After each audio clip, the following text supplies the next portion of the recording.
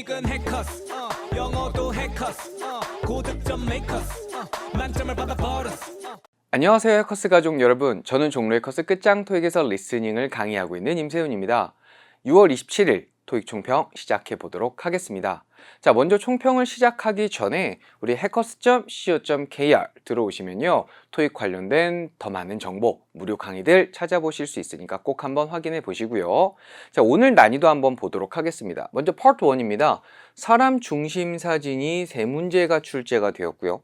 사물 중심 사진이 1문제가 나왔습니다.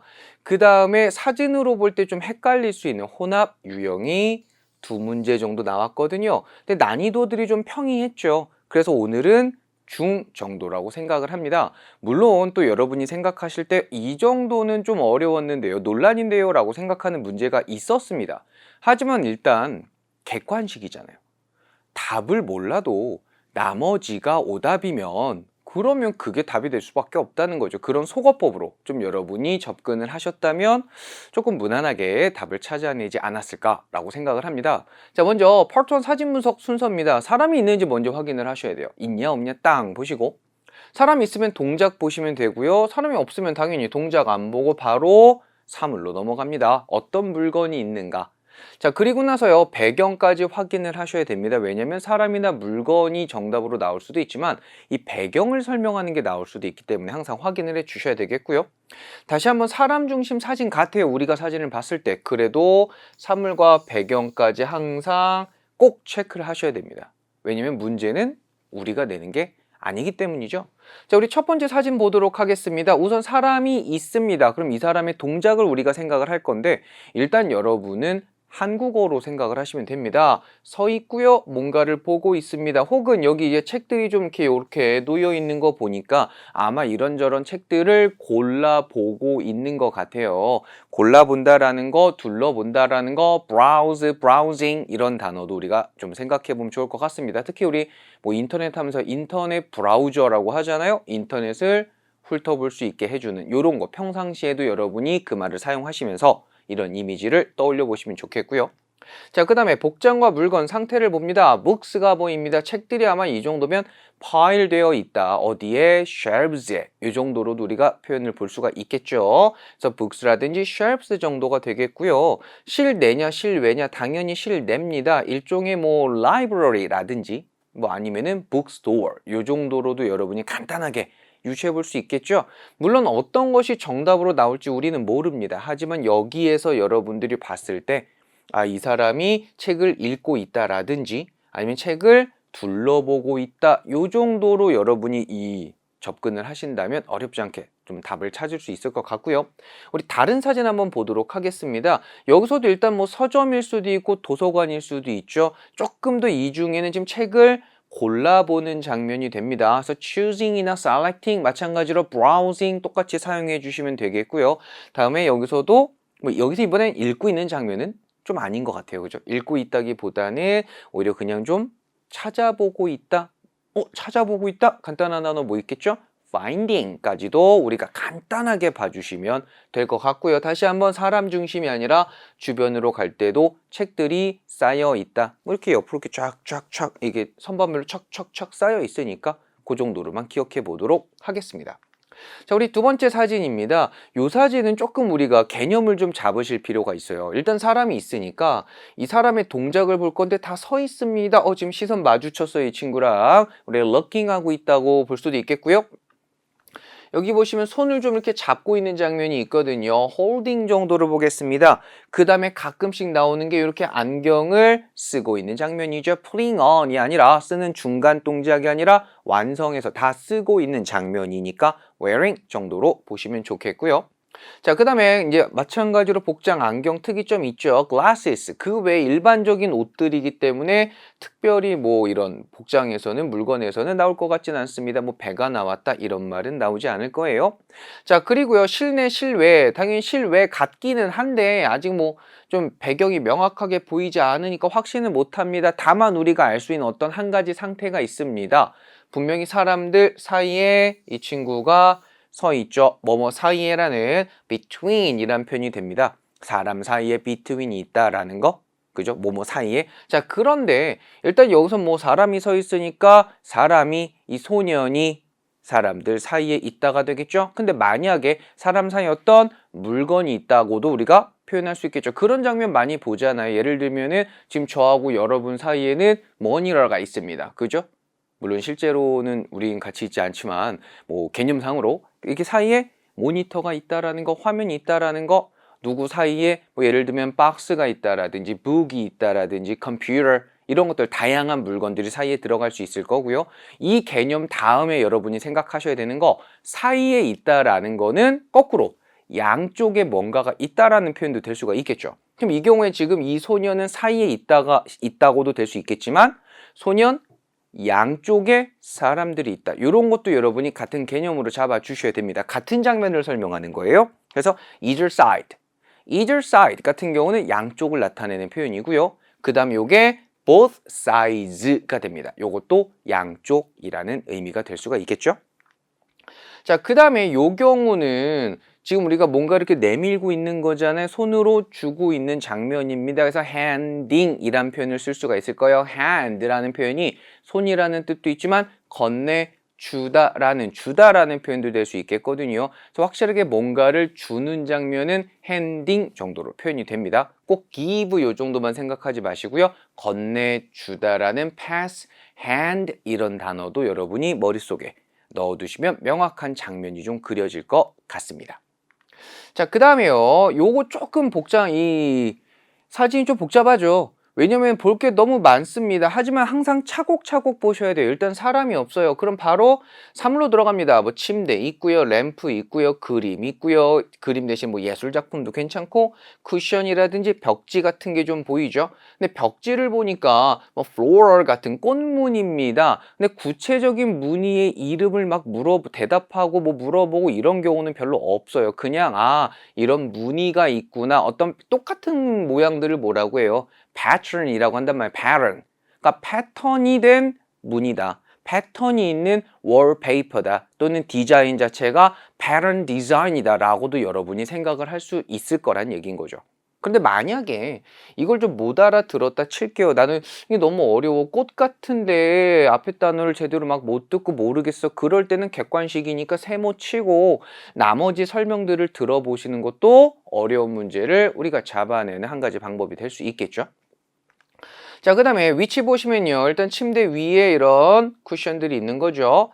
그 다음에 지금 요게 가려지긴 했지만 한번 볼까요? 이렇게 보시면 침대 양쪽에 지금 램프가 있죠? 양쪽에 있다는 얘기는 램프 사이에 뭐가 있다? 침대가 있다라는 개념. 아까 전에 그 소년으로 제가 설명해 드린 것과 똑같다고 볼 수가 있겠죠. 그 다음에 either side, both sides, 그 다음에 뭐 between 이런 같은 개념으로 장면을 생각을 하셔야 됩니다. 그리고 그림이 벽에 걸려 있죠. 이런 장면들은 어떤 것에서 정답이 나와도 사실은 어색하지 않습니다. 굉장히 정답 포인트들이 많기 때문에 여러분이 꼭 기억을 해두셔야 되겠고, 이 램프 하나만 볼게요.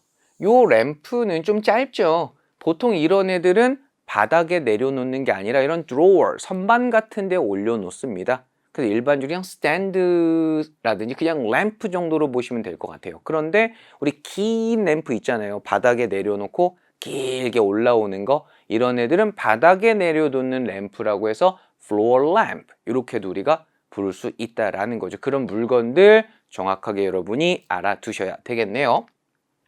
자, 파트 1 마무리 한번 들어가 보겠습니다. 사진 너무 꼼꼼하게 파악하지는 마세요. 너무 꼼꼼하게 보실 필요까지는 없고요. 구체적인 이름도 우리가 고민할 필요는 없습니다. 왜냐면 우리는 그 어떤 구체적인 전문적인 내용을 모를 수도 있거든요. 사진에 없는 물건이나 동작이 나오면 당연히 오답입니다. 그러니까 여러 가지 물건들의 이름, 동작들을 나타내는 동사들을 여러분이 많이 파악을 해두고 계셔야 되겠고요.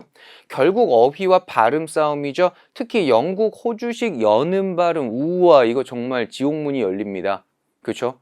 특히 요즘 추세가 뭐냐면 어휘를 어렵게 하는 것도 많이 늘어났지만 발음을 좀 어렵게 해서 난이도를 굉장히 좀 교란시키는 이런 상황들이 등장할 수 있거든요. 그런데 사실 그게 일부러 그렇게 발음을 한다기보다는 원래 그런 발음을 하는 사람들이 있는 거예요. 그러니까 우리가 아직까지는 이런 발음을 내가 좀 몰랐구나가 되는 거죠. 그러니까 가급적 다양한 발음들을 여러분이 접하세요. 얘는 발음이 나빠 이렇게만 생각하지 마시고 아 이렇게 발음하는 사람도 있구나 라고 느끼면서 준비를 해주시면 조금 더 긍정적인 방향으로 발전이 있을 것 같습니다. 물론 문제를 풀면서 되게 원망스럽기는 합니다. 자, 우리 파3 난이도로 넘어가 보겠습니다. 스키밍 난이도 중상입니다. 왜냐하면요 조금 길었어요. 짧은 보기들도 있지만 의외로 긴 보기들이 좀 있었거든요. 그렇기 때문에 살짝 중상 정도고요. 스크립트 내용도 중상 정도입니다. 왜냐면은 뭐 일반적인 내용들도 있었지만 약간 복잡한 내용들도 들어 있었어요. 자, 대신에 발음 난이도, 우와 이거 오랜만에 상 칩니다. 제가 웬만하면 상 난이도를 잘 안 드려요. 근데 정말로 오늘은 이 상 난이도라고 할 만큼 발음이 굉장히 까다로웠거든요. 하지만 제가 조금 전에도 말씀드렸던 것처럼 그런 어떤 발음적인 거 어려웠어 원망이 아닙니다. 우리가 좀 더 부족했던 것들을 이번 기회를 통해서 더 알아서 앞으로 다음 시험에서 우리가 토익을 극복하는데 도움이 될 거다라고 생각을 하셔야 되겠죠. 그래서 전반적인 난이도는 중, 상, 상 정도입니다. 선생님 이건 완전 상인데요. 이러실 수도 있지만 중상, 상을 준 이유는요. 일단 답은 찾을만 했어요. 되게 물론 답에 확신은 없을 수 있었지만 그래도 답은 찾을 수 있다라는 거죠. 항상 일단 우리는 답을 찾는 데 집중할 거란 얘기입니다. 그러니까 아무리 어려워도 사실 나는 답을 다 찾을 수 있었다라고 하면 난이도가 상대적으로 낮은 거고 아무리 쉬웠어도 답을 못 찾으면 사실 어려운 거예요. 여러분이 이렇게 생각을 하셔야 돼요. 난이도를 생각할 때 답은 그래도 찾은 것 같다라는 거죠. 왜냐하면 또 보통 우리 세 문제가 순서대로 나옵니다. 물론 1, 2번이 바뀌는 문제들도 있어요. 그런 게 나오면 상당히 어려워지거든요. 그런데 오늘 시험 같은 경우는 다 순서대로 나왔다는 거죠. 들리는 대로 가면 충분히 답은 찾아낼 수 있으셨을 겁니다. 자, 일단 기억할 포인트 스키밍 연습 잘 하셔야 됩니다. 스키밍이란 표현은요 훑어보는 겁니다. 훑어보는 건데 어떤 단어 하나만 뿅 보는 게 아니라 문장을 빠르게 직독직해를 해서 요약을 하는 거죠. 일단 다행인 건 이 리스닝 그 보기들은요 리딩에 비해서 너무 어렵게 등장하지는 않습니다. 오히려 조금 더 평이한 것들이 등장하기 때문에 여러분이 오히려 리딩 공부, 리딩 특히 파7 정도를 공부하시면서 직독직해를 좀 철저하게 공부하시면 오히려 리스닝 스키밍에 있어서도 굉장히 눈에 띌 만한 발전을 하실 수 있다라는 거죠. 직독직해, 우리말로 조금 투박하더라도 직독직해 바로바로 읽고 해석을 해서 요약을 하시는 연습을 좀 하셔야 되겠고요. 스크립트 나오는 동안 실시간으로 정답이 나옵니다. 듣자마자 듣고 있다가 보기 보고 있다가 나왔어 체크이죠. 토익 스크립트는요 절대 대충 쓰지 않아요. 한 가지 키워드만 잘 잡으면 그 키워드가 연결돼서 정답으로 이어진단 말이죠. 그러니까 여러분이 일단 믿고 보기 중에 들리는 거 골라주시면 됩니다. 그대로 나올 때도 있고요. 패러프레이징이 될 때도 있는데 패러프레이징도 항상 어렵게 생각하지 마세요. 그냥 우리말로 비슷해 바꿨을 수 있는 겁니다. 단순하게 생각하세요. 우린 모국어를 기반으로 토익을 배우잖아요. 자, 그 다음에 스크립트 끝난 후에 문제 읽어주죠. 바로 다음 문제 넘어가셔야 됩니다. 망설일 시간이 없어요. 왜냐면 우리에겐 다음 문제 세 문제가 있으니까. 그거 풀어야 되잖아요. 그죠? 아직까지 문제가 남아있기 때문에 앞에 거 막 이렇게 집중하잖아요. 그러면 오히려 집착을 하면 뒤에 문제 스키밍을 못해요. 스키밍 못하면 어떤 일이 벌어져요? 답을 찾는데 혼동이 옵니다. 리스닝이 터져버립니다. 리딩도 같이 터질 거예요. 리스닝 망했는데 리딩이 집중이 돼요? 안 된단 말이에요. 다음 시험 언제지 이 생각밖에 안 든단 말이죠. 그러니까 한두 문제 괜찮습니다. 일단은 내가 푼 것만 제대로 잡고 빨리빨리 리듬감 맞춰서 가면 리딩에서도 우리의 이 토익 리듬감을 유지해서 어쨌든 최선의 결과가 나올 수 있어요. 항상 전략적으로 픽하셔야 됩니다. 못 푼 문제는 빠르게 고르고 넘어가세요. 어떻게 뭔지 아시죠? 빠르게 고르라는 거 모르겠다고요? 찍으라는 얘기입니다. 이게 의외로 비법이 될 수 있어요.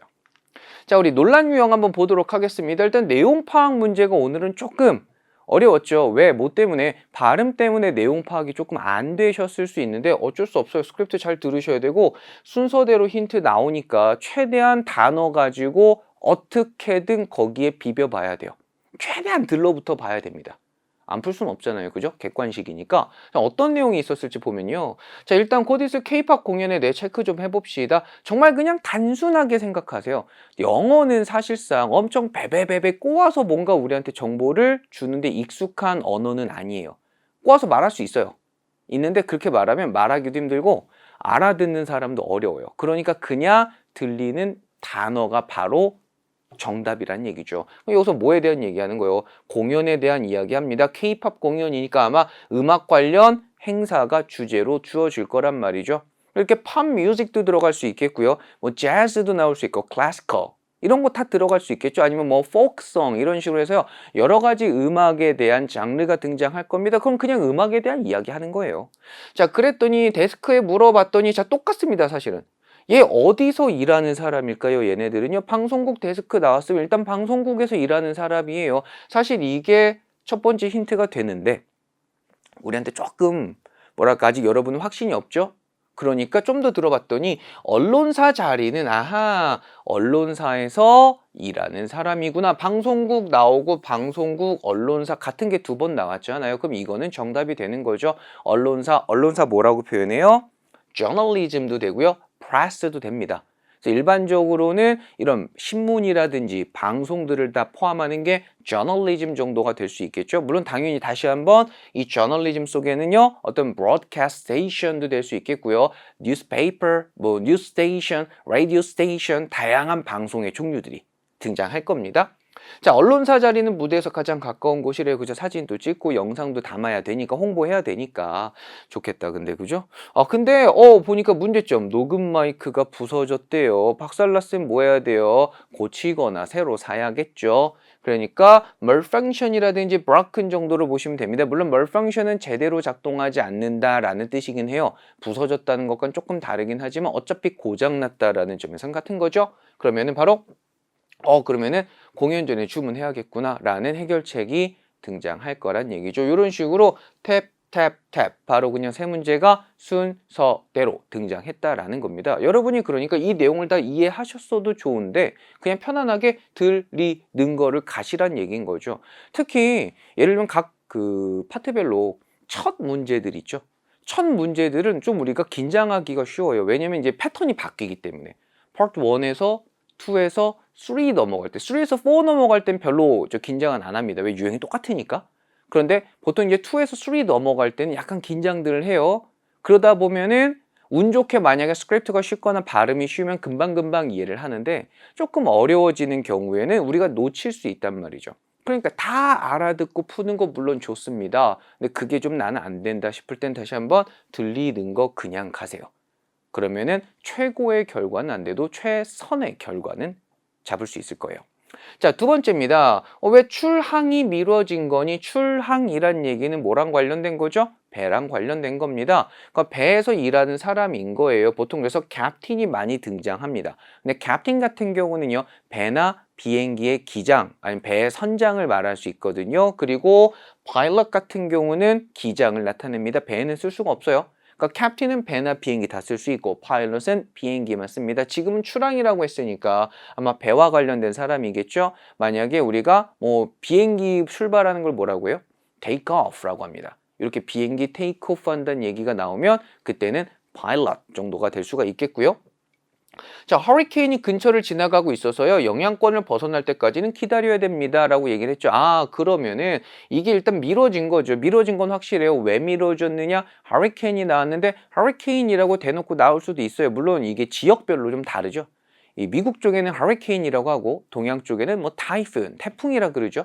그 다음에 이제 유럽 쪽에는 뭐 사이클론 이렇게 나오긴 하는데 이런 구체적인 거 모르셔도 돼요. 제일 유명한 애 일단 허리케인 기억하시고 그 다음에 얘 말고도 뭐가 나올 수 있어요? 그냥 bad weather 이런 식으로 등장할 수도 있겠죠. 나쁜 날씨다. 아니면 뭐 구체적으로 thunderstorm이라든지 rain이라든지 fog 이렇게 뭐 안개가 꼈다든지 이런 식으로 구체적인 날씨가 또 등장할 수도 있겠고요. 하지만 어쨌든 간에 날씨 때문에 못 뜬다라는 얘기인 거죠. 자, 그랬더니 제주도 가서 배를 갈아타야 된대요. 그러니까 시간 맞춰서 배 딱 도착해서 내려서 또 딱 갈아타야 되는데 지금 미뤄진단 말이죠. 타고 있는 승객들 마음이 급해집니다. 그러니까 좀 되게 슬퍼할 거다 이거죠. 어떻게 막 걱정하겠다. 나 다음 거 타야 되는데 근데 어쩔 수 없잖아요.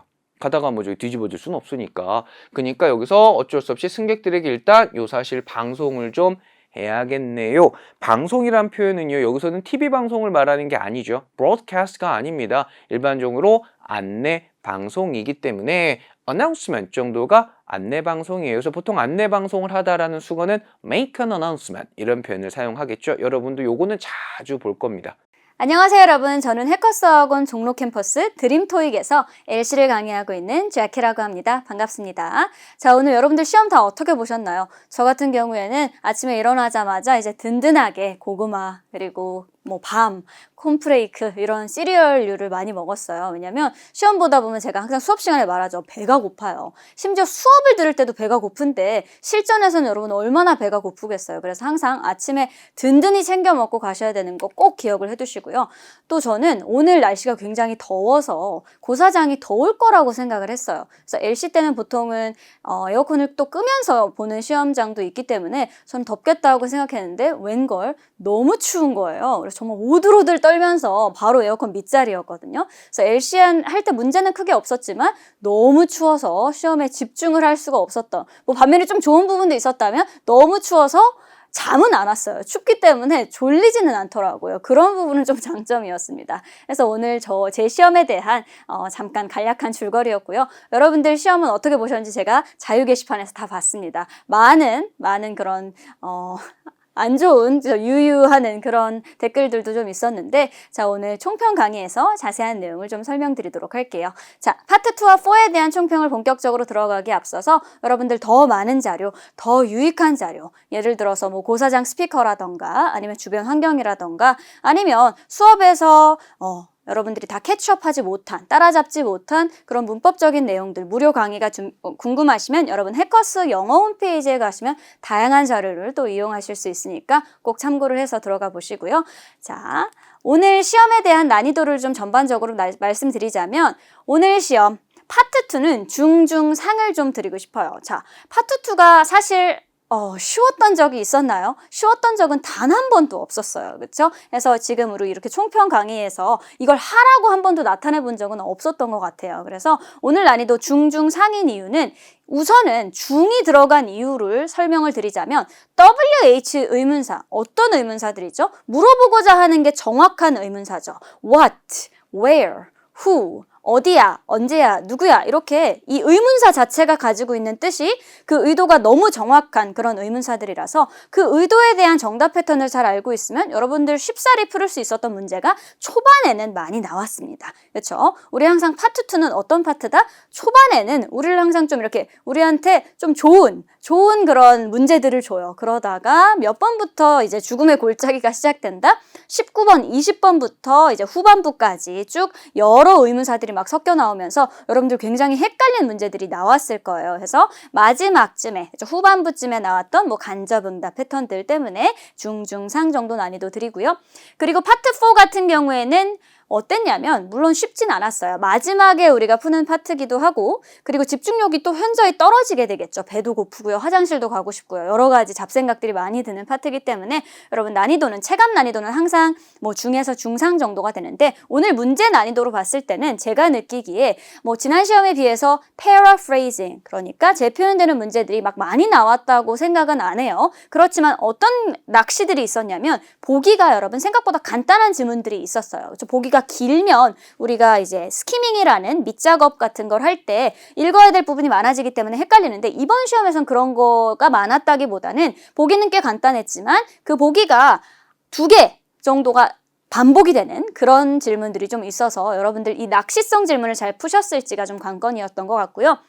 그리고 의도 파악 문제 그리고 시각 자료 문제 난이도는 생각보다 그렇게 어렵지만은 않았습니다. 자, 의도 파악 문제 같은 경우는 3문제가 나왔는데 이 3문제에서 2문제는 여러분들 상황적으로 이해하기가 크게 어렵지 않은 질문들이었고요. 마지막 한 문제는 조금 난이도가 있었습니다. 자, 그리고 시각 자료 문제는 여러분들 어땠어요? 그냥 답을 그냥 주네? 이런 문제들이 있었어요. 그죠? 파트 4에서 시각자료 문제 2개 나왔었죠. 그죠? 거기서 그냥 답을 주는 거야? 뭐야? 이런 문제들 저도 풀면서 되게 의아했는데 그런 문제들이 있어서 자, 뭐 의도 파악 시각자료 난이도 문제는 하였지만 나머지 우리 좀 심플했던 우리 주제 문제라던가 뭐 어떤 아이템을 광고하는가 뭐 이런 아주 간단한 문제들에서 키워드가 중복적으로 언급되는 것 때문에 난이도를 좀 상 정도로 맞춰보겠습니다.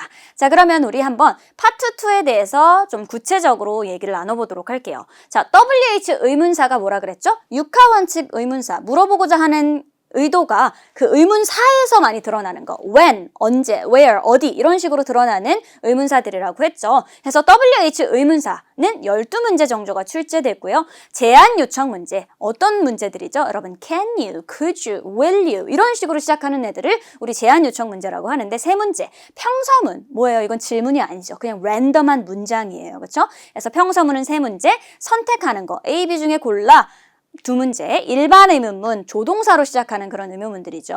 3문제, 부가 의문문, isn't it, doesn't it, right 뭐 이런 식으로 끝나는 문제가 2문제 정도 출제됐다라고 보시면 됩니다. 그래서 우리가 어떤 문제를 잡고 가야 된다? 12문제 정도 출제되는 WH 의문사를 잘 잡아주셨으면 여러분 이번 시험에 파트 2가 조금 자신감이 붙지 않았을까라는 생각을 해봅니다. 자, 그러면 조금 여러분들이 어려워하셨던 문제들 위주로 한번 살펴보도록 할 텐데 직접적인 정답 패턴들, 제가 WH 의문사에서 여러분들이 직접적으로 답을 고를 수 있는 패턴들을 좀 알려드릴게요. 일단 who라고 물어보면 사람 이름 혹은 직업, 직책 같은 게 정답으로 자주 나옵니다. 그리고 who 의문사는 유독 좋아하는 이런 동사들이 있어요. handle, who 옆에 자주 붙는 애들이죠. who handle, who takes care of, who manages, who is responsible for, who is in charge of, who is taking care of 이런 표현들이 who 옆에 유독 자주 붙는 애들이니까 여러분 암기해 주시는 거 기억을 해두시고요. 그리고 where로 물었을 때는 직접적인 답이라고 했을 때 at the, in the corner, on the second floor 이런 식으로 위치를 나타내는 위치 전치사구가 들어가 있는 정답들이 많이 나오는 편입니다. 자, 우리 when은 언제예요? 시점이잖아요. 언제야? 시점이니까 당연히 부사가 나오겠죠. In 1 month, 뭐 after 3 hours 이런 식으로 부사가 등장할 수 있다라는 거. why는 여러분 이번 시험에도 그랬지만 because가 붙어있는 게 결정적인 힌트가 됐던 문제도 있었죠. 자, 그리고 how many는 수량입니다. 2 pairs. 사실 이 수량을 물을 때는 5 boxes 이렇게만 심플하게 나오는 게 아니라 뭐 10,000, 1 million 이런 식의 단위들이 붙을 수 있고요. 2 pairs는 뭐예요? 두 쌍이라는 거예요. 그렇죠? 뭐 요런 숫자 단위도 들어갈 수 있다라는 거 기억을 해두시고 which는 어때요? which는 선택을 하라는 거예요. 어떤 선택이죠? 어떤 범위를 골라놓고 뭐 which cake 이 케이크의 범위를 골라놓고 거기서 선택을 하라는 거예요. 그래서 which는 one을 좋아해요. 그 범위 중에 하나 which cake do you like? The blueberry one 뭐 이런 식으로 the one with the blueberry 이런 식의 one이 들어가 있는 답이 정답이 될 때가 많습니다. 요거는 기본적인 여러분들이 의문사만 가지고도 정답 패턴을 좀 유추할 수 있는 그런 패턴들이고요. 자, 넘어가서 빈출되는 간접 응답 패턴을 좀 알아보도록 할게요. 아까 제가 알려드린 직접적인 응답은 의문사별로 여러분들이 좀 암기해 두시면 그게 들리면 딱 정답이다라고 잡아주시면 되는 거고 요거 같은 경우는 자주 등장하는 돌려 말하는 우회적 표현들입니다. 자, 대표 질문을 우리 When is the seminar로 잡아볼게요. 언제가 세미나니? 포인트는 언제가 세미나야죠? 그렇죠? 자, 그러면 이걸 직접적으로 답을 해주면 뭐 in 3 hours, 3시간 아니야. After the meeting, 미팅 후야. 뭐 이런 식으로 as soon as 뭐 the speech ends 뭐 이러면서 부사적인 표현들이 나올 수가 있겠죠. 그런데 우리가 이걸 간접적인 정답으로 본다고 하면 간접적인 응답들은 어떤 게 있을 수 있냐면 일단 I don't know, 잘 모르겠어요. I have no clue 이런 애들 있죠. 자, 그리고 두 번째로 내가 리스트나 메모를 좀 체크해 볼게. 이것도 결국엔 모른다는 거예요. 그래서 이렇게 어떠한 서류들, document라고도 하죠. document를 체크해 볼게 라고 하는 이런 패턴들도 굉장히 전형적인 간접응답 패턴에 들어간다고 볼 수 있고요. 그리고 또 자주 나오는 거 It hasn't been decided. 아직 결정이 안 났습니다. 이런 것들 있죠. 이런 것들도 미결정된 유형으로 자주 등장합니다. 자, 또 하나 You mean the one on July 10th?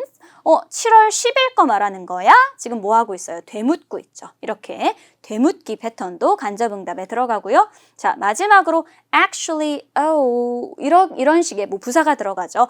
실은 it was cancelled. 그거 캔슬 됐어 라고 얘기해주는 이런 캔슬 됐어, 시스템이가 에러 났어, 아니면 postpone 또 딜레이의 뭐예요? 동의어죠. 이런 상황들을 이제 간접응답 패턴으로 자주 연결시켜주기 때문에 요 자주 빈출되는 간접응답 패턴 암기해 주시는 것도 잊지 말아주세요.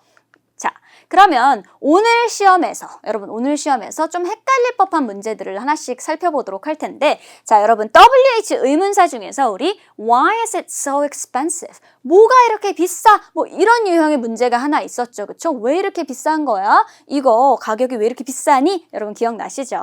자, 여기에 대해서 because 이렇게 들어갔으면 우리가 정답을 확 하고 잡았겠죠. 그런데 정답은 어떻게 나왔죠? because가 생략된 유형이 나왔습니다. 여러분들이 why 의문사를 들었을 때 기억하셔야 될 건 because가 포함되어 있으면 우리가 다 정답으로 잡아버리겠죠. 근데 because가 이렇게 생략된 유형들도 있을 수 있다는 걸 기억을 해주셔야 돼요. Why is it so expensive? 왜 이렇게 비싼 거야? Many options are included. 많은 옵션들이 거기에 포함되어 있어서 비싼 거야. 뭐 이런 식으로 because가 생략돼서 이유를 나타내주는 그런 유형이 하나가 있었고요. 또 하나 볼게요. 또 WH 의문사 질문 유형 중에서 간접응답 패턴이 있었습니다. 여러분, how 같은 경우에는 여러 가지를 물을 수가 있어요. 사실 첫 번째로 물을 수 있는 건 뭐예요? How can I get to the home plus? 뭐 홈플러스에 어떻게 가니? How can I get to the studio? 스튜디오에 어떻게 가니? 이런 식으로 방법을 물어볼 수 있는 게 하나가 있고요. 또 하나, 명사를 갖다 붙이면 이거는 생각을 물어보는 게 됩니다. 그래서 시험에서도 How do you like your job? 너 일은 어떠니? 뭐 일하는 건 어떠니? 어때? 라는 요 how 플러스 명사 유형이 나왔어요. 자, 보시면 여기에 대한 답은 일을 하는 게 어떤지 반응이 나오겠죠. I've been working here for many years. 그렇죠? 여러 해 동안 여기에서 일을 했었다라는 거죠. 그래서 생각을 나타내주는 우리 간접응답 패턴, 요게 정답으로 나왔었고요. 또 하나를 살펴보면 What's your ID? 그쵸? ID가 뭐니? 라고 물었으면 여러분 직접적인 답은 뭘까요? My ID is JYJ 뭐 이런 식으로 시작되는 게 직접적인 답이겠지만 여기서는 답이 뭐가 잡혔었냐면 It is posted on the display board. 그쵸? 이건 뭐예요? 나는 잘 모르겠고 저기 칠판에 저기 게시판에 붙어 있어 라고 얘기를 하죠. 이런 식으로 돌려서 말해주는 간접 패턴 문제가 하나가 있었습니다. 자, 또 하나 살펴볼까요? 또 하나. Where is the city center? 이건 누가 봐도 뭘 물어봐요? Where 자리만 봐도 뭘 물어보는 거예요? 장소를 물어보는 거예요. 그쵸? 어디니 문화센터가? 라고 물어보는 거죠. 그러면 on the second floor, around the corner 뭐 이런 식의 그쵸? 정답이 직접적인 답이라고 볼 수 있겠는데 우리 시험에서는 어떤 식으로 나왔었죠? I'm visiting the town. 나는 지금 이 동네를 잠깐 방문한 거야. 방문객입니다. 이건 뭐예요? 난 잘 몰라. 어디 있는지 처음 왔는데 어떻게 알아? 이런 뉘앙스를 담고 있다고 볼 수 있겠죠. 자, 여러분 잘 따라오고 계신가요? 또 하나 보겠습니다. 좀 유형이 비슷한 게 생각이 이제 좀 나실 거예요. 또 하나 보자면 자, 우리 또 제안 요청문 중에서 예측 불가한 유형이 하나 있었습니다. 자, 우리 Would you like to rest for a 10 minutes? 여러분, would you? 이건 뭐예요? 아까 제가 말씀드렸지만 제안 요청문을 시작하는 시그널이라고 볼 수 있습니다. Would you like to rest? 쉬는 게 어때요? 쉴래요? 라고 제안을 한 건데 정답은 여러분, 쉴래요. 너무 좋습니다. 그 제안이 마음에 들어요. Sure, 쉴래요. Of course, that's a good idea. 좋은 생각입니다. 이렇게 직접적인 답이 나올 수 있는데 Jackie needs the file by 8. Jackie가 8시까지 파일이 필요하대 라고 하죠. 이 말인 즉슨 무슨 말이에요? 쉴래요? 나 못 쉰다라는 뉘앙스를 담고 있죠. 못 쉬어. 8시까지 파일을 넘겨야 돼 라는 뉘앙스를 담고 있어서 이 제안 요청문에 대한 직접적인 답은 될 수 없다고 볼 수 있겠습니다. 자, 그러면 우리 제안 요청문을 조금 더 구체적으로 알아보도록 할게요. 제안 요청문 같은 경우에는 조동사로 시작하는 제안 요청문 그리고 WH로 시작하는 제안 요청문이 있는데 조동사는 아까 우리가 봤듯이 can you, could you, will you, would you, 뭐 do you want me to 이런 애들이 이제 조동사로 시작되는 제안 요청문이고 WH는 어떤 게 있을까요? WH는 Why don't you? why don't we, how about, what about 이런 애들이 다 어떤 성격을 띠는 애들이다? 제안의 성격을 띠는 애들이라는 걸 여러분 좀 암기를 해두셔야 돼요. 그래서 여러분들이 why don't you가 나왔을 때는 이게 이유를 물어보는 게 아니라 제안하거나 요청한다는 거. how about이 나왔을 때는 방법이나 생각을 묻는 게 아니라 어떠한 것을 제안하는 그런 의문문이라는 걸 꼭 기억을 하셔야 됩니다. 그렇죠? 그럼 전형적인 답변은 어떤 애들이냐면 직접적인 답을 보여드릴게요. 자, 수락할 때는 sure, of course, I'd be delighted to, good idea 뭐 이런 애들이 직접적인 답이 될 수 있겠고요. 거절 같은 경우에는 sorry, 미안하다, no thank you, 아니야 괜찮아 이런 식의 답변들이 자주 나온다라고 볼 수 있겠습니다. 자, 그러면 우리 평서문으로 나왔던 거, 예측 불가했던 거 하나 또 보도록 할까요? 자, we are going to hire a new reporter. 그렇죠? 우리는 새로운 기자를 고용할 것이다 라고 하죠. 자, 그러면 여기 이 평서문은 우리가 예측할 수 있는 문장이 나오나요? 예측할 수 있는 문장이 나오지 않아요. 그래서 여러분들 기본적으로 어떤 게 좀 돼야 되냐면 직청직해가 좀 돼야 되는 문제들이 많습니다. 하지만 여러분 좀 너무 긴장하지 않으셔도 될 게 이 직청직해를 해야 되는 평서문 유형은 막 10문제, 20문제 막 이렇게 나오지 않잖아요. 그렇죠? 적으면 한 문제, 많으면 한 3문제, 2-3문제 정도가 나오는데 그 중에 하나 우리 보도록 할게요. We are going to hire new reporter. 우리는 새로운 기자를 고용할 것이다. 정답은 어떻게 됐어요? Where can I submit the application? 어디서 지원서 제출하면 돼요?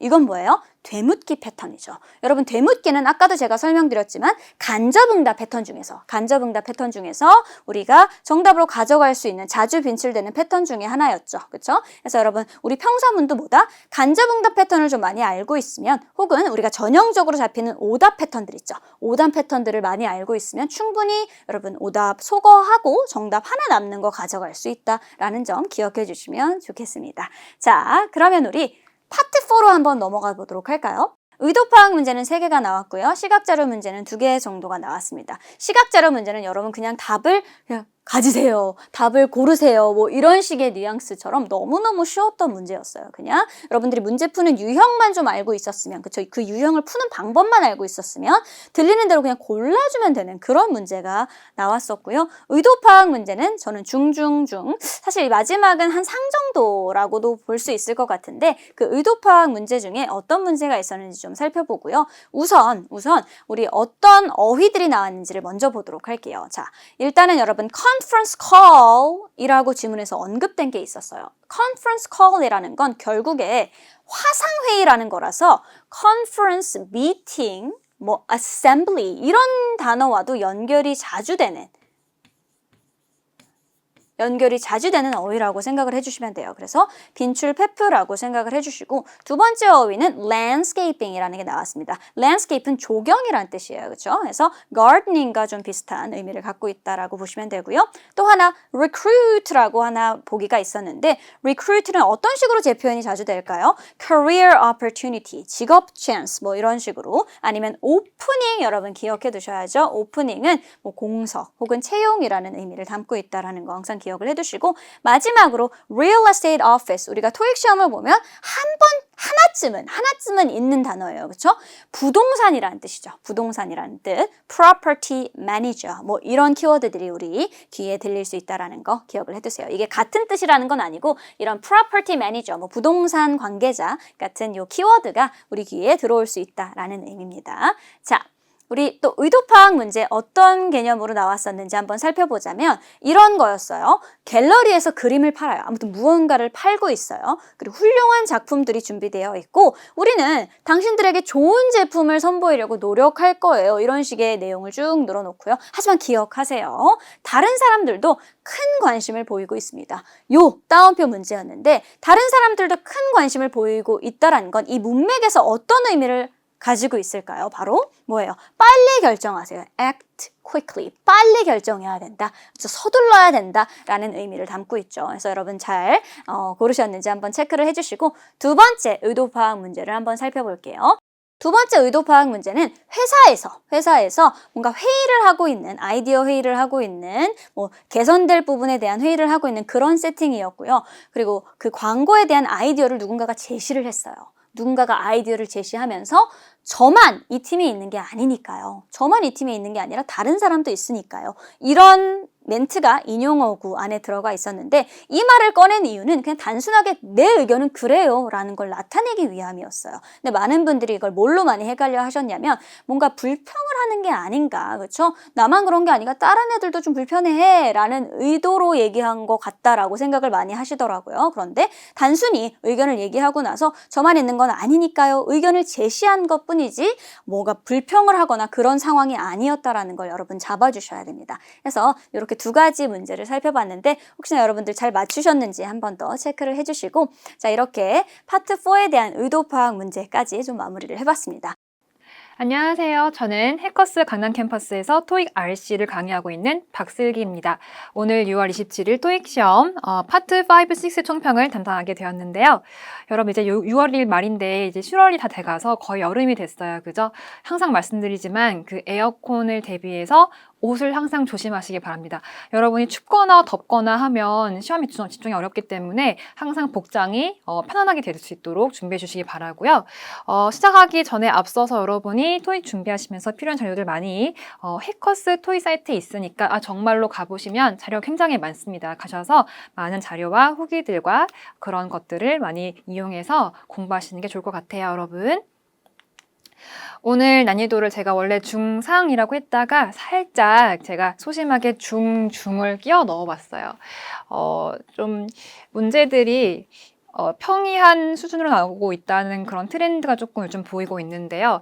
가끔 불토익이 있긴 하지만 그래도 대체로는 좀 트렌드 자체가 약간 기본서에 나오는 문법 정도로 좀 수렴하고 있다는 걸 느낄 수가 있어요. 그래서 파트 5 오늘의 약간 트렌드를 보여드리면 문법이 좀 한쪽에 치우쳐서 편식하는 식으로 등장하고 있는 게 좀 패턴이 보이는 것 같아요.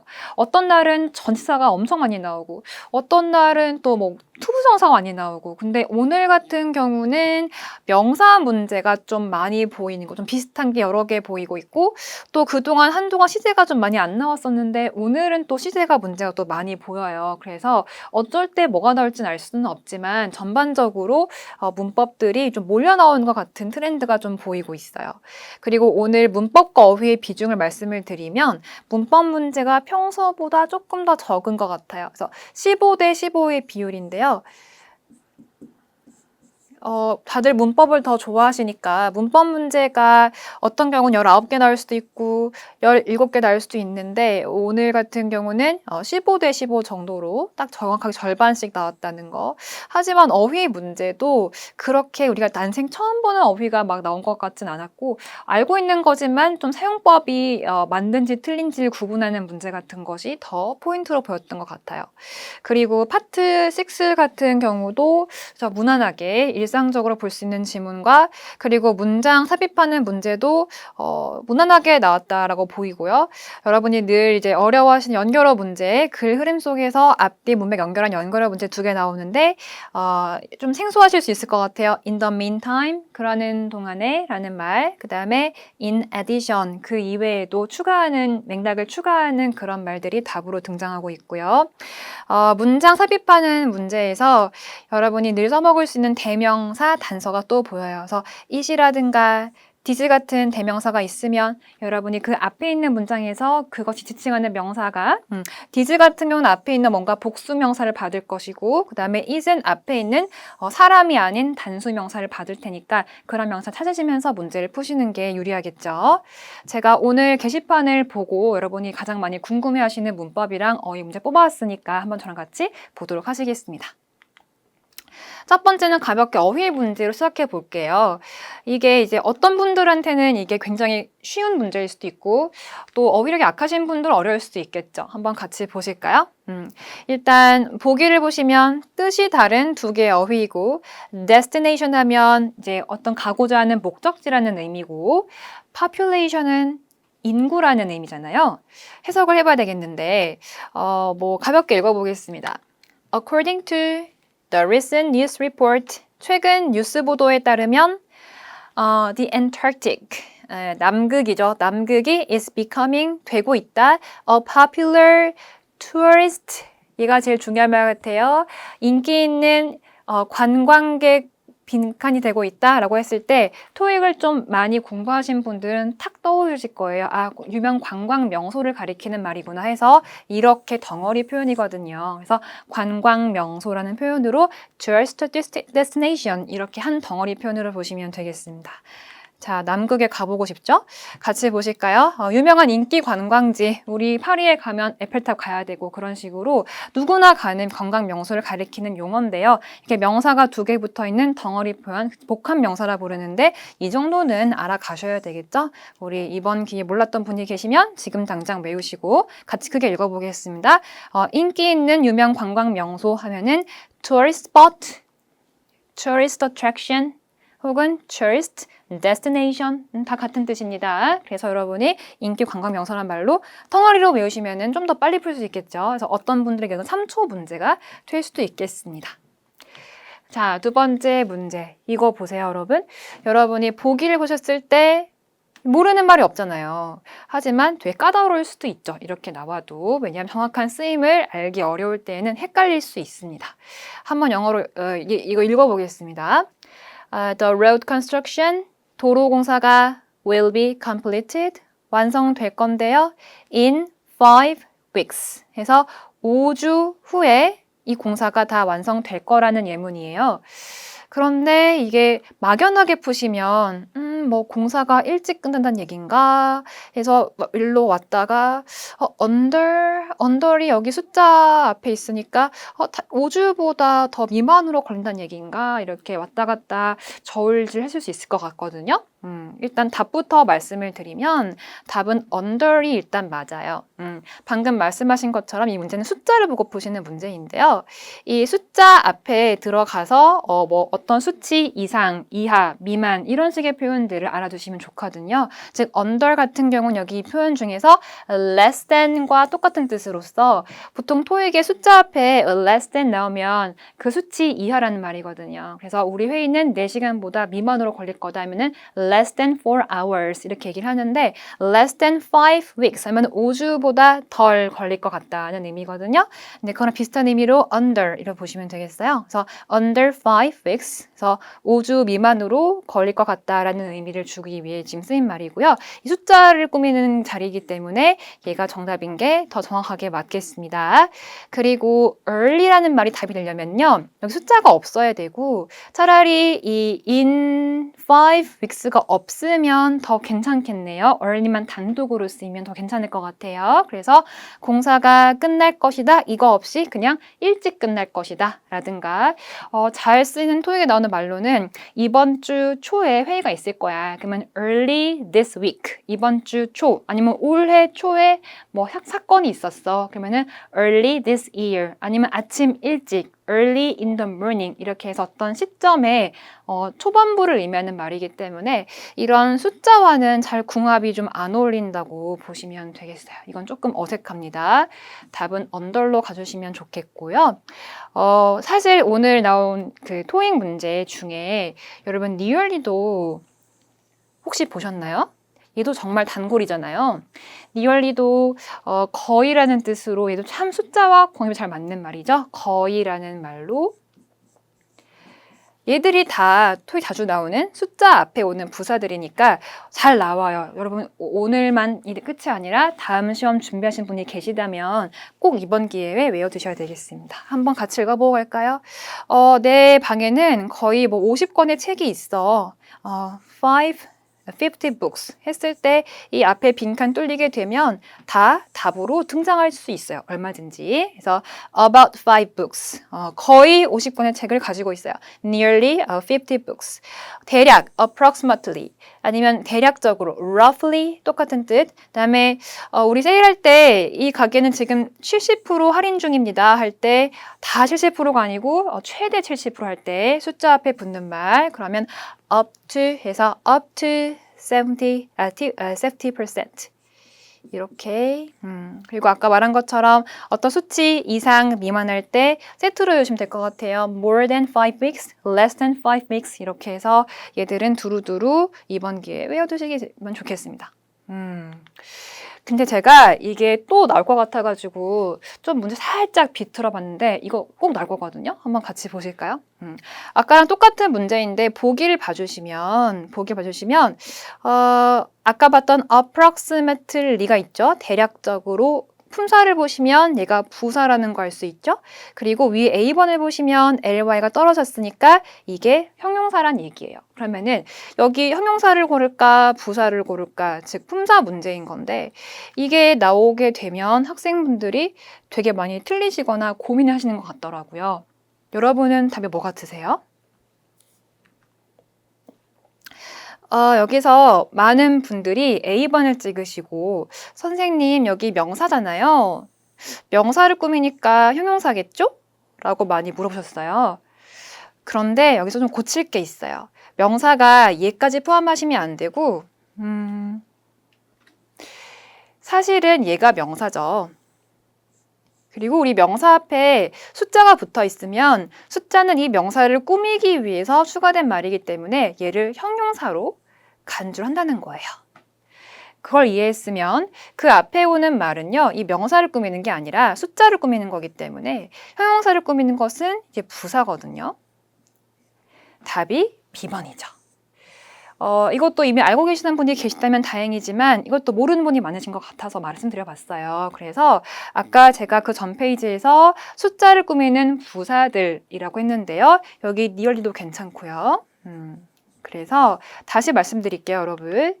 이 명사 앞에 숫자가 보이면 그 아이는 형용사로 쓰인 것이고 그 앞에 빈칸 뚫려 있을 때에는 형용사를 꾸미는 부사를 넣어라 라는 포인트예요. 명사 앞에 숫자는 형용사로 간주한다 라는 것도 알아두시면 좋을 것 같아요.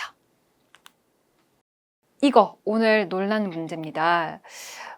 토익 출제한 사람들이 오늘 왜 그런지 모르겠지만 계속 비슷한 문제를 반복이 되고 있는데, 자, 보기에 명사가 2개인 문제가 오늘 3개나 보여요. 여러분 여기서 명사가 딱 바로 보기 예로 보이시죠, 여러분? representation, 그죠? 우리가 이 문제 푸실 때 빈칸 앞에 어를 딱 보고 많은 분들이 이거 명사다라고 생각했을 텐데, 일단 우리가 이제 가장 빨리 보이는 건 명사가 A번인데 사실 여러분 B번도 명사라는 걸 아셔야 되겠죠. B번이 물론 이 TV의 모양은 일반적으로 형용사지만 항상 예외가 있는데 얘는 명사잖아요. 얘가 명사로 정말 많이 쓰이고, 얘가 명사로 쓰이게 되면 뜻이 뭐죠, 여러분? 네, 회사의 어떤 직원들 아니면 어떤 회사의 대표라는 뜻으로 사람을 의미하는 사람 명사예요. 그러면 여러분이 답을 바로 A로 가시면 이건 틀리시는 문제고, 여러분이 A와 B 중에 선택을 하기 위해서는 어떤 걸 해야 될까요? 보기에 이렇게 명사가 2개 있을 때에는 고려할 점이 여러 가지가 있어요.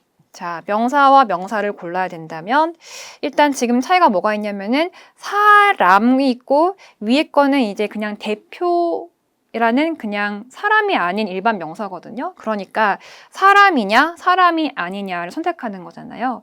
이게 좀 트렌드인데 사람 사물을 고를 때 당연히 여러분 맥락을 봐야 되겠죠. 그래서 여러분이 해석을 하셔서 이게 맥락적으로 사람인 건지 사람이 아닌 건지 판단하도록 문제를 낸 거죠. 그리고 2번째 포인트가 있죠. 이 명사가 셀 수 있는지 없는지를 또 아는 것도 굉장히 도움될 수 있는데요.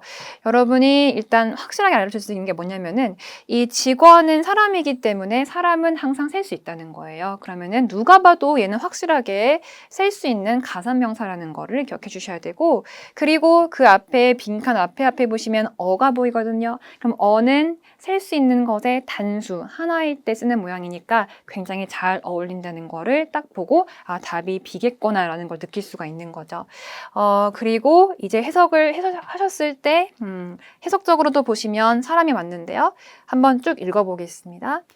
회의가 끝난 후에 Mr. Carson이 will speak, 얘기할 거다, 개인적으로 이 사람과 얘기를 할 거다. 그러니까 이 말하는 대상이니까 사람이어야 되겠죠, 그죠? 그리고 한 명의 그 금융 직원이라는 의미가 되겠습니다. 그래서 여기 어도 굉장히 중요한 힌트가 되고 있어요, 여러분.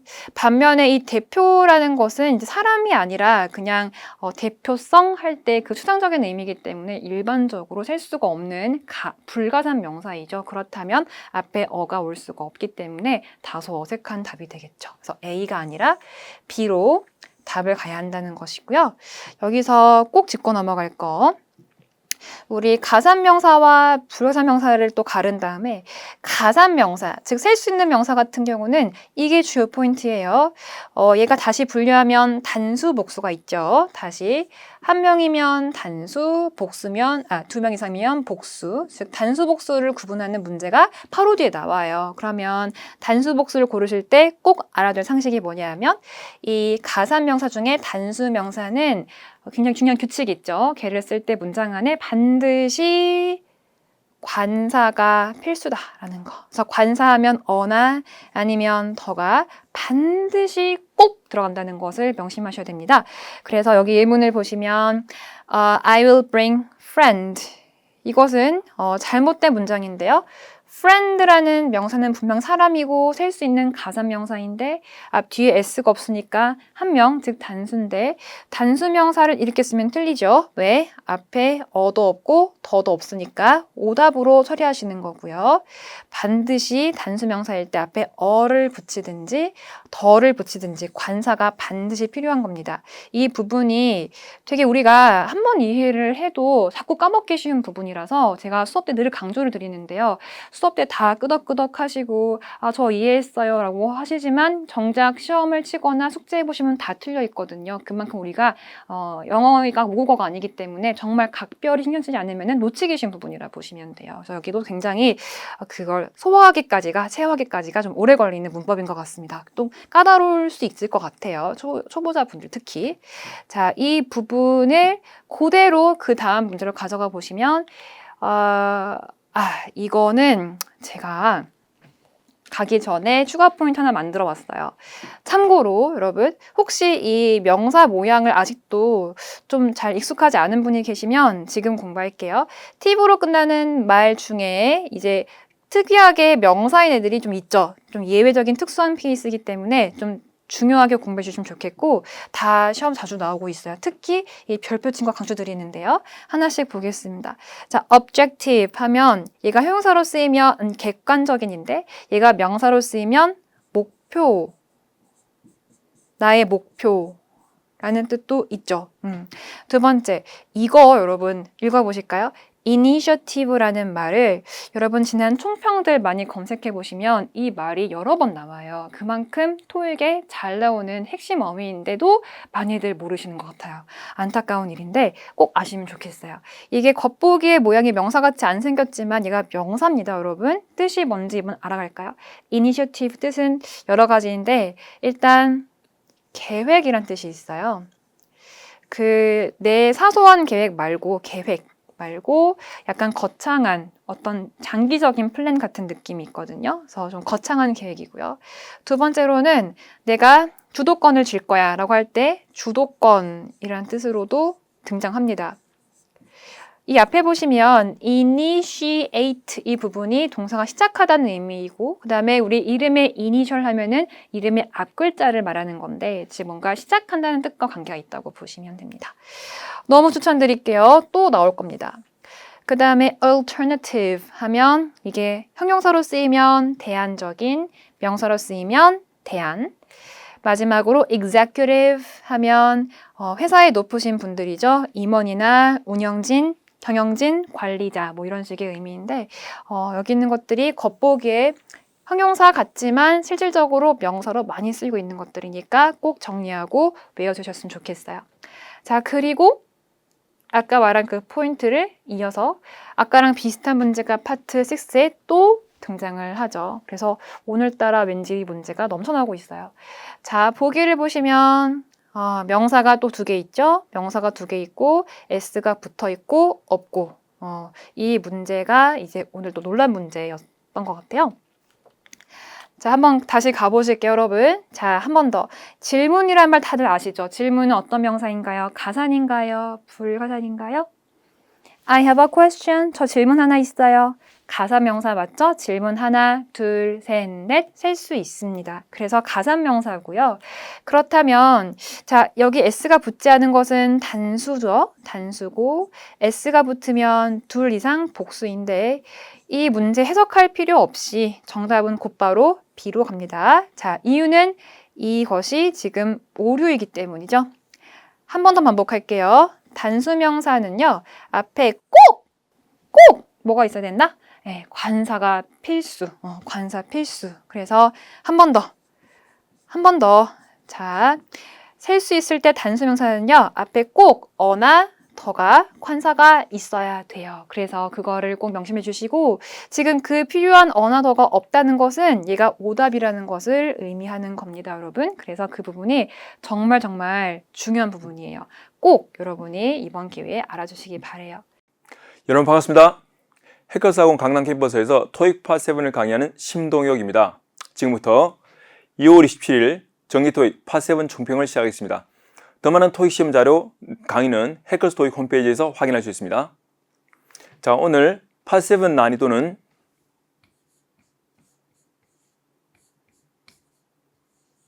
약간 좀 높았습니다.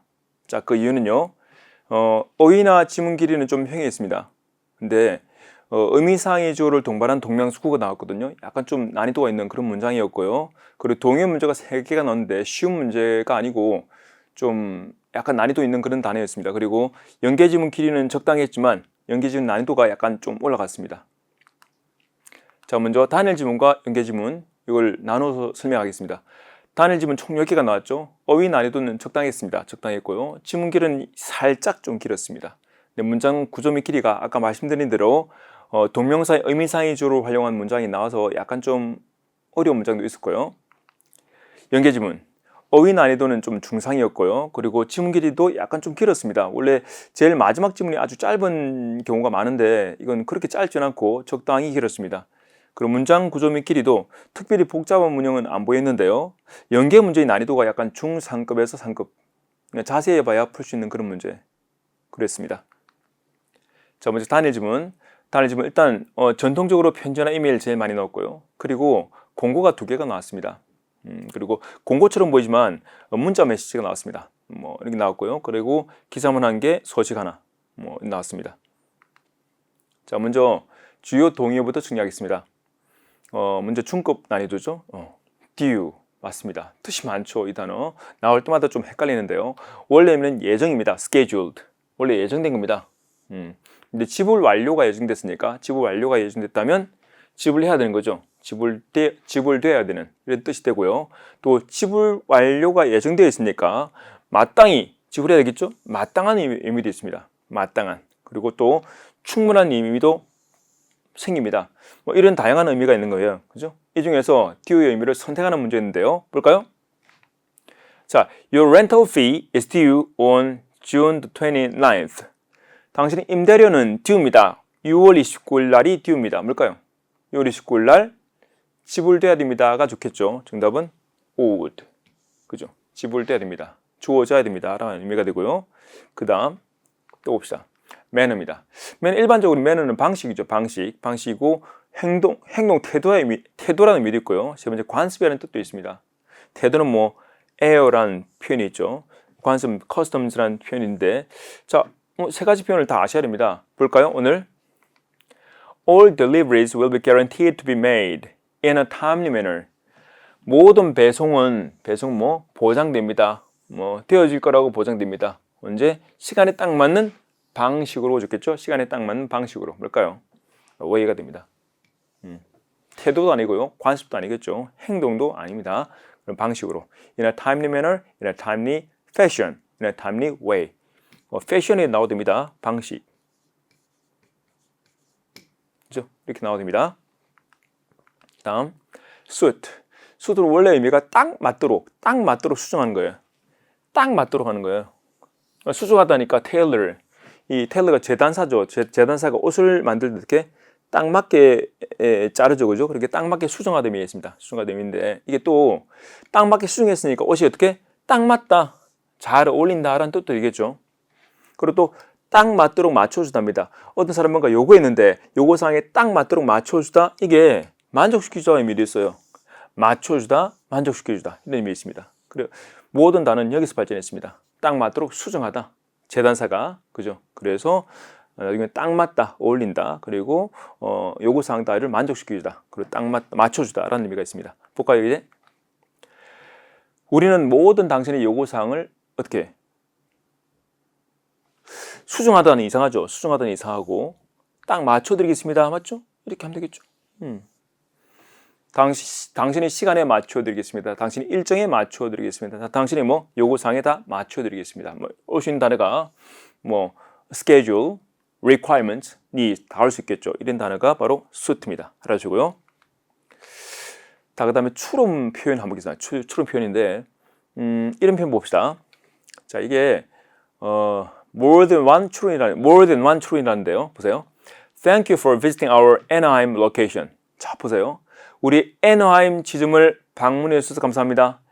애너하임 지점이랍니다. 애너하임 지점을 방문해 주셔서 감사합니다. 자, 왜 그냥 애너하임 가게로 하지 않고 애너하임 지점이 됐을까요? 왜 그냥 우리 가게 안 하고 하필이면 애너하임 지점이 됐을까요? 다른 데도 지점이 있기 때문에 애너하임 지점이 있겠죠. 그러니까 이걸 딱 보고 이 회사는 적어도 몇 개? 적어도 2개의 지점을 가지고 있다. 추론할 수 있어야 됩니다. 자, 다시 볼까요? 만약 지점이 1개밖에 없다면 우리 가게를 방문해 주셔서 감사합니다 라고 놓을 거예요. 그죠? 근데 우리 애너하임 지점을 방문해 주셔서 감사합니다 라는 말은요, 애너하임 지점 말고도 다른 지점이 있는 거죠. 다른 지점이 있으니까 이렇게 애너하임 지점이라고 구분한 겁니다. 그래서 뭔가를 구분하게 되면요, 다른 개체도 있는 거구나 라고 생각하셔야 돼요. 볼까요? 더 자세하게 보세요. You can purchase a ticket at our service desk on the first floor on Anaheim building. 당신의 티켓을 구매할 수 있습니다. 우리 서비스 데스크에서 말이죠. 서비스 데스크는 어디 있는 거죠? 애나임 빌딩의 1층에 있습니다. 애나임 빌딩의 1층에 있습니다. 자, 그럼 보세요. 애나임 빌딩의 1층에 있다. 자, 1층에 있습니다라고 층을 구분했죠. 왜 이렇게 1층이라고 층을 구분했을까요? 맞습니다. 애나임 빌딩은 층이 몇 개다? 2개 이상인 겁니다. 그죠? 그래서 이 건물은 뭐 2개 이상의 층을 가지고 있다를 추론할 수 있는 거죠. 되나요?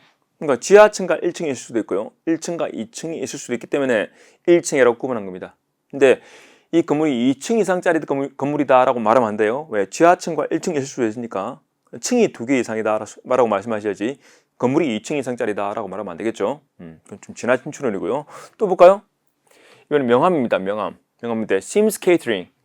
회사 이름이 Sims Catering이고요. 밑에 메인 오피스가 있는 메인 오피스 위치가 이게입니다. 자, 이 사람 이건 누구의 명함이죠? 심동혁. 예, 제 명함이네요. 제 명함입니다. 이 사람 나는 보니까 심동혁 씨는 영업 관리자입니다. 그죠? 근데 근무 시간이 있습니다. 근무 시간이 뭐 특이하게 근무 시간이 명시되어 있네요. 토요일 날은 좀 일찍 해서 케이터링 업체라서 좀 늦게 시작해서 늦게까지 하는데 토요일 날은 좀 일찍 시작해서 일찍 끝나네요. 근무 시간 나와 있고요. 연락처 정보 나와 있습니다. 자, 근데 여기서 주의하세요. 시미스 케이터링 밑에 메인 오피스 위치가 나와 있죠. 왜 그냥 오피스 안 하고 메인 오피스라고 구분했을까요? 맞아요. 브랜치 오피스가 있기 때문에 구분한 거죠. 그죠? 그래서 이 회사는 오피스가 몇 개다? 2개 이상의 오피스를 가지고 있다. 맞나요? 이렇게 패러프레이즈 하시겠죠. 그래서 이런 걸로 뭉뚱그려서 more than one, 2개 이상. 한 개는 안 되죠. 한 개보다 더 많으니까 more than one paraphrasing. more than one, 다른 말로 multiple, 그래서 at least two 라는 표현이 나올 수 있는 겁니다. 하여튼 구분하면 다른 개체가 있다라고 생각하셔야 돼요. 자, 어쨌든 이런 추론 표현이 나왔습니다. 또 볼까요? 또 이런 추론 표현 봅시다. A massage therapist Paul Wilson will offer you a deep stretching as well as aroma oil therapy to enhance your motion range and relieve your muscle pain and stress. 자, 보세요. 마사지 치료사인가요? 우리 마사지 치료사 폴 윌슨 씨가 당신에게 아주 deep stretching, 아주 깊은 스트레칭, 그죠? 깊은 스트레칭을 제공할 겁니다. 또한 아로마 오일 치료도 제공할 겁니다. 막 위해서 당신의 근육 가동 범위를 증대시키고 당신의 근육 아픔과 스트레스를 줄여주기 위해서죠. 됐죠? 나왔는데 자, 일부 딥 스트레칭 하니까 이 회사가 피트니스 클래스를 제공한다. 맞을까요? 그래, 맞아요. 딥 스트레칭을 뭐 아주 깊게 하는 거거든요. 스트레칭을 아주 몸속 깊은 곳까지 스트레칭 해주는 건데, 이게 스스로 하는 거라면 피트니스 클래스 맞아요. 근데 이건 뭐 마사지 치료사가 눌러서 해주는 거잖아요. 해주는 거라서 이건 안 돼요. 피트니스 클래스를 제공하는 게 아니고 눌러서 해주는 건 피트니스 클래스는 아니에요. 피트니스 클래스는요, 이 느낌이 뭐 운동 수업인데 수업하는 거예요. 강사가 이제 앞에서 시범을 보여주면요, 학생들이 따라하는 거죠. 이런 거, 뭐 짐이라든지 요가라든지 아쿠아 에어로빅이라든지 발레 같은 거 있죠. 이런 것들을 피트니스 클래스랍니다. 이건 피트니스 클래스가 아니죠.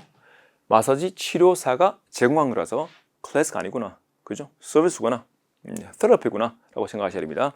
헷갈리기 쉬우니까 이런 표현 아셔야 됩니다. 그 다음, 이번엔 또 어려운 표현 보세요. 문장이 나오는데 여러분 이해가 잘 안 되는 문장이 나왔습니다. 보세요.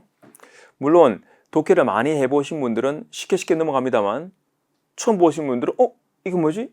뜻을 이해하는데 한 번, 두 번 더블 체크해야 됩니다. 좀 힘들어져요. 잘 볼까요? 먼저 동명사가 나옵니다. ing죠. 해석은 뭐뭐 하는 것 되는데요. 동명사 앞에 나오는 소유격을 뭐라 하죠? 동명사의 의미상의 주어라 하죠. 맞아요. 동명사 앞에 나오는 소유격을 동명사의 의미상의 주어라 하는데, 근데 보세요. 이 타동사나 전치사 뒤에는 목적어 와야 되죠.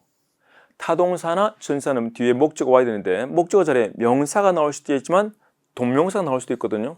맞아요. 전치사의 목적어 자리에는요, 명사가 나와야 되지만 명사 대신에 동명사가 나올 수 있습니다. 타동사도 마찬가지예요. 뒤에 목적으로 명사가 나오는 게 원칙이지만 명사 대신 동명사를 데리고 올 수 있는 타동사가 몇 개 있는데, 문제는 목적어 자리에 분명히 동명사 왔거든요. 그럼 이거 의미상의 주어를 넣고 싶어요. 원래는 뭐 소유격을 넣는 게 원칙이죠. 동명사의 의미상의 주어는 뭐 소유격을 넣는 게 원칙인데, 뭐 이렇게 생각할 수도 있어요. 동명사의 의미상의 주어는 소유격인데 앞에 보니까 타동사가 나와 있거든. 타동사나 전치사는 뒤에 뭐 목적격을 데려와야 되죠. 그래서 목적격! 이라고 생각하는 사람도 있어요. 그러니까 둘 다 쓸 수 있는 겁니다. 다시, 원래 동명사의 의미상의 주어는 소유격을 써야 되는데 앞에 타동사나 전치사 올 때는요, 소유격 대신에 원래 목적격 와야 되잖아. 목적격을 써도 이게 의미상의 주어로 쓸 수 있다는 거예요. 헷갈리죠? 맞아요. 이게 있을 때만 동명사의 의미상의 주어를 목적격 쓸 수 있는 거예요. 자, 이걸 문장으로 보면요, 이런 문장이 나옵니다. 보세요. Housing bubble for residential market. 뭐 주택시장의 거품인가요? 주택시장의 거품이 can lead, 초래할 수 있습니다. 뭘 초래할 수 있죠? 주민들을 초래할 수 있는 건가요? 아니면 외식하는 걸 초래하는 건가요? 주민들을 초래하다 이상하죠? 외식하는 것을 초래하는 거겠죠? 그럼 이건 뭐가 될까요? 동명사의 의미상의 주어가 되는 겁니다. 그래서 여기서 끊고 이렇게 하셔야 돼요. 주택시장의 버블은 초래할 수 있어요. 주민들이 외식하는 것을요. 더 자주. 이게 좋겠죠. 자, 근데 옛날식으로 하면 이게 목적으로 보면요, 이건 수식하는 게 되잖아요. 수식하는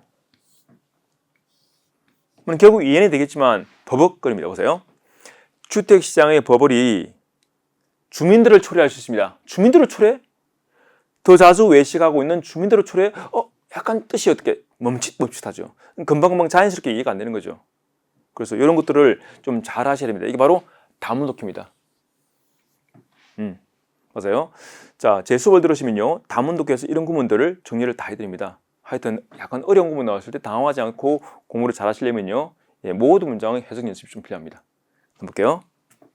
두 번째, 연계 지문입니다. 오늘 연계 지문 다양하게 나오는데 특이한 게 마지막 지문이 원래 좀 짧았거든요. 짧았는데 그렇게 짧은 게 안 나왔어요. 그냥 평이하게 나왔어요.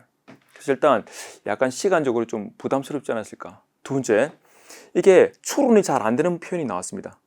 그리고 그런 표현에서 좀 어려운 게 나왔고요. 세 번째, 연계되는 포인트를 못 잡는 경우가 있어요. 그래서 오늘 뭐 여러 가지 다 나왔지만 연계되는 포인트 중에 중요한 거 몇 개 잡아볼게요. 보세요. 연계 문제의 기본 패턴은요, 첫 지문을 독해를 잘하는 겁니다.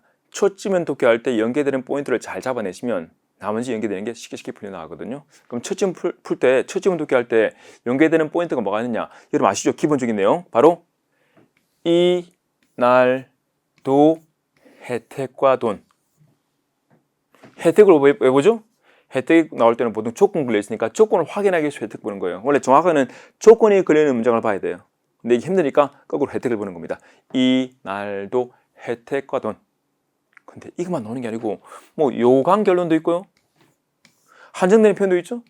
한정되는 표현도 연결이 잘 되지만 오늘은 이걸 하셔야 됩니다. 자하고. 자, 지문 2개나 3개 중에서 특히 위에 것에 있죠. 위에 지문에서 일정표나 시간표 또는 일정표나 시간표에 버금가는 정보가 나올 때는요. 아래 지문에서 이게 변경되거나 연기되거나 문제에 따른 내용이 나올 수 있다를 예상하셔야 돼요. 다시 첫 지문에 위에 지문에서 일정표나 시간표가 나오든지 또 일정이나 시간에 버금가는 정보가 나올 때는요. 그 아래 지문 읽으면서 이 일정이나 시간이 변경되거나 연기된다라는 내용이 나올 수 있다는 미리 예상하셔야 돼요. 예상하셔야 연계문제 볼 때 좀 쉽게 연계됩니다. 이게 무슨 말인데요? 볼까요? 일정표 볼게요. 자, 위에 지문에 표가 있습니다. 표가 있는데 보니까 표에 날짜가 있네요. 이렇게 날짜나 시간이 있는 표를 일정표로 합니다. 그 일정표가 나오고 아래 지문이 뜬 거죠. 자, 그러면 아래 지문 내용은 일정표 내용과 관련이 있겠습니까? 없겠습니까? 당연히 있겠죠. 있으니까 연계문제가 나온 거죠. 그럼 아래 지문에 어떤 내용이 있겠습니까? 일정표 예쁜데요? 잘 봤습니다. 안녕. 이렇게는 안 나오겠지만 그 사연이 있겠죠. 사연이 있으니까 문제가 나오는 겁니다. 어떤 게 있을까요? 맞습니다. 일정이 뭐 문제 있거나 일정 뭐 변경되거나 연기되거나 취소되었습니다라는 사연이 나와야 돼요. 그런 사연이 나올 것이라고 예상하고 독해하는 게 좋아요. 자, 한번 볼까요? 부산에 있는 SM전자에서는 부산 이날도 혜택 같은 중에서 도시명이 나왔네요. We would like to alert all the entry-level employees in the marketing department. 모든 신입 사원 수준의 사원들에게 알려주고 싶었습니다. 어떤 부서? 마케팅 부서. 어떤 신입 사원들에게 알려주는 거예요. 뭘 알려줘? 자, 특별 활동이죠. 우리 새로운 제품 계열에 대한 특별한 활동이 연장 근무 시간을 필요로 합니다. 한 달 더 동안. 한 달 더? 그럼 이건 첫 달이 아니고 이전에 연장 근무한 적이 있는 거죠. 최소한 2달 이상은 연장 근무한다 라고 예상할 수 있죠. 자, 아래에 있는 것은 새로운 근무 일정표입니다. 여러분이 참조하기 위해서 근무 일정표 나왔어요. 자, 이제 주의사항 볼까요? 자, 만약 여러분이 요청이나 지문이 있다면 뭐에 관해서 위에 있는 일정표에 관해서 요청이나 지문이 있으면 부서 책임자한테 연락 주십시오라고 나왔습니다. 이 부서는 어떤 부서일까요? 당연히 마케팅 부서겠죠. 즉 요청사항이나 질문사항이 있으면 마케팅 부서 책임자한테 연락 주십시오라는 내용이 나왔어요. 됐나요? 자, 이렇게 사람 나왔죠? 사람? 이 날도 혜택과 돈 중에서 사람 나왔죠? 사람 이름뿐만 아니고 사람, 직책도 사람이거든요. 이것도 중요합니다. 자, 그럼 볼게요. 토마스 브룩시가 안드루 제프리에게 쓴 편지인데요. 볼까요? 편지가 아니고 메모겠네요. Due to my urgent family matters, 내 긴급한 가족 문제 때문에 I need to postpone my extended work schedule in August by 1 week.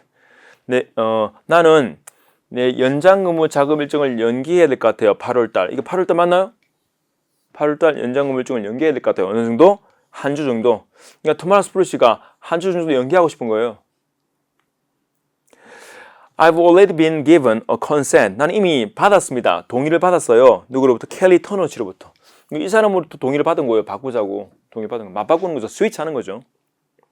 Could you, 요청하고 있죠? Could you please consider this? 이것을 고려해서 and revise the next month's schedule accordingly. 그에 따라서 다음 달 근무 일정표를 좀 수정해 줄 수 있나요? 하고 요청을 하고 있죠. 자, 보세요. 내용 자체가 일정표에 대해서 뭔가 요청하는 거죠. 아까 첫 질문에서는 뭡니까? 일정표에 대해 요청할 사항이 있으면 누구한테 하려고 했죠? 부서 책임자. 영업부서 책임자한테 연락하라 했습니다. 그럼 결국 토마스 제프리치는 안드레 제프리치는 누구란 말이죠? 마케팅 부서는요. 마케팅 부서의 책임자가 된단 말이죠. 한번 봅시다. 안드레 제프리치는요. 부산에 있는 이 회사에서 근무하는 거 맞고요. 그리고 마케팅 부서의 책임자 맞을 것 같고요. 그죠? 뭐 이 정도는 예상할 수 있죠? 됐습니다. 자, 그럼 이거 한번 볼까? 무엇이 사실이 아닙니까? 안드레 제프리치에 대해서 볼까요? 부산에 일하는 거 맞죠? 맞겠죠. SM전자에서 지금 맞겠죠? 예, 마케팅 부서 책임자겠죠. 그는 마케팅 부서를 책임지고 있다? 맞아요. 책임지고 있다. 맞죠. 근데 그 사람이 최근에 회사에 합류했다. 신입사원이다. 이건 아니죠. 그죠? 순중님, 이거 in charge of 책임지고 있다는 말인데 책임자는 어떻게 하면 책임자는 보통 이게 제일 잘 나와요. 관리하는 사람인데 책임자, 뭐 과장, 부장, 뭐 제너럴 매니저 같은 경우 뭐 호텔의 총지배인이나 전무이사겠죠. 다 책임자거든요. 매니저입니다. 또 이거요. 뭐 부장이나 이사 이런 것들 방향 설정해 주는 분이라서 다 책임자예요. 또 이런 것들 감독하는 사람 다 책임자겠죠. 이런 것들 또 일정 따위를 다 조정하는 사람도 다 책임자겠죠. 이런 표현들이 다 책임자급으로 놉니다. 그렇게 생각하시면 돼요. 됐습니다. 점수 잡는 hackers.